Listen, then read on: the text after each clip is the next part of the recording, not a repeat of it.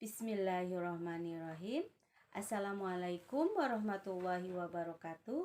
Perkenalkan, nama saya Nani Suryani dari kelas NR3 NIM 18620500215. Saya akan menjelaskan bagian-bagian otak dan fungsi otak. Ini sebagai tugas dari mata kuliah Neurosains dengan dosen pengampu Ibu Hoiriah Halid MPD. Otak adalah salah satu organ terpenting pada manusia yang merupakan pusat sistem saraf.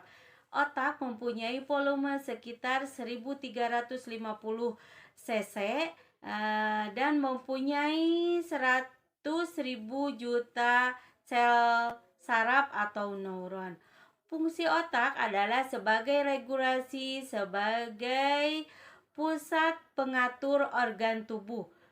Misalnya kerja jantung, pernapasan, pencernaan, menelan, dan mengatur otomatis kerja vital, organ vital pada manusia. Pada dasarnya, otak terbagi menjadi 4 bagian. Yang pertama, otak besar disebut cerebrum.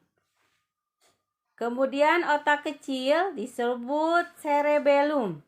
Kemudian batang otak disebut brainstem.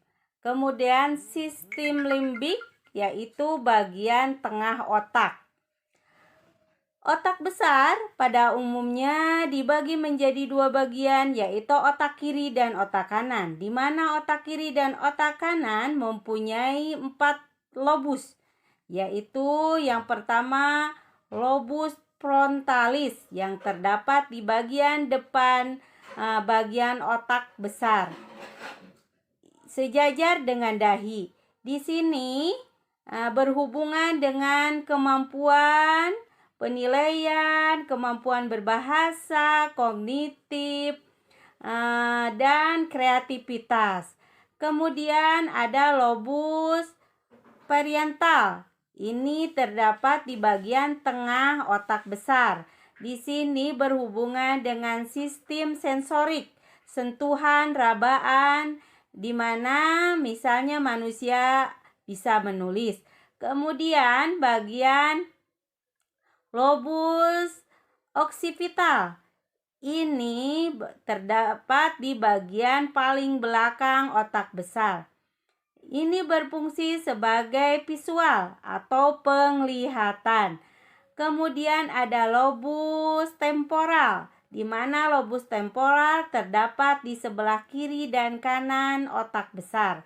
Ini berfungsi sebagai verbal atau suara, sehingga manusia bisa membedakan bahasa.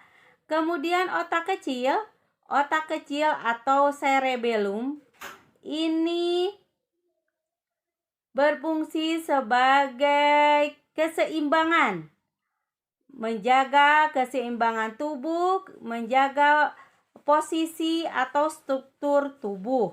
Kemudian ada batang otak, di mana batang otak terbagi menjadi 3 bagian, yaitu otak tengah. Otak tengah yang menghubungkan antara otak kecil dengan otak besar. Kemudian ada medulla oblongata. Medulla oblongata merupakan titik awal di mana dimulainya saraf, mengatur napas, menelan, mencerna. Ini berhubungan dengan fungsi otomatis organ-organ pada manusia, organ-organ vital pada manusia. Kemudian pons terletak di bawah medulla oblongata. Pons terletak di bawah medulla oblongata berhubungan dengan pengaturan segala informasi yang dibutuhkan tubuh ke otak lainnya. Kemudian ada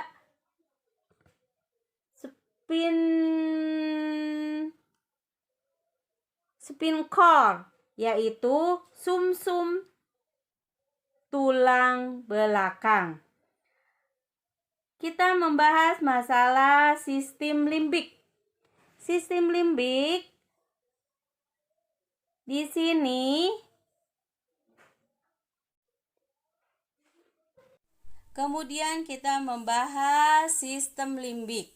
Sistem limbik di sini ada parahipokampal gyrus, adalah permukaan medial otak kiri. Ini. Kemudian ada hipokampus.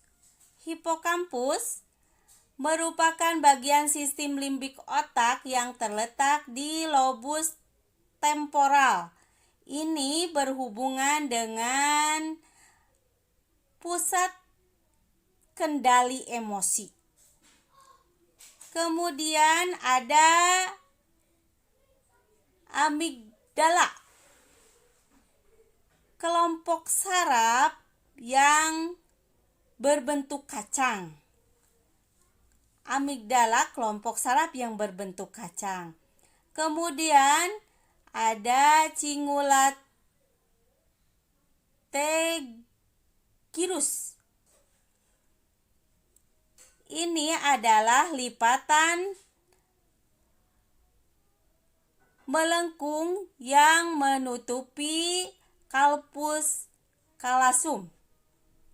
Kemudian ada talamus. Talamus adalah bagian otak yang terletak di atas batang otak, merupakan memproses dan memindahkan informasi mengenai penggerakan sensori ke otak. Ini merupakan terminalnya informasi. Rupanya penjelasan otak, fungsi dan bagian-bagian otak dari saya cukup sekian.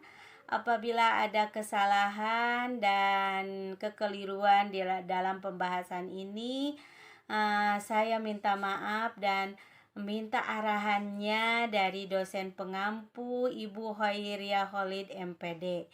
Akhirul kata, assalamualaikum warahmatullahi wabarakatuh.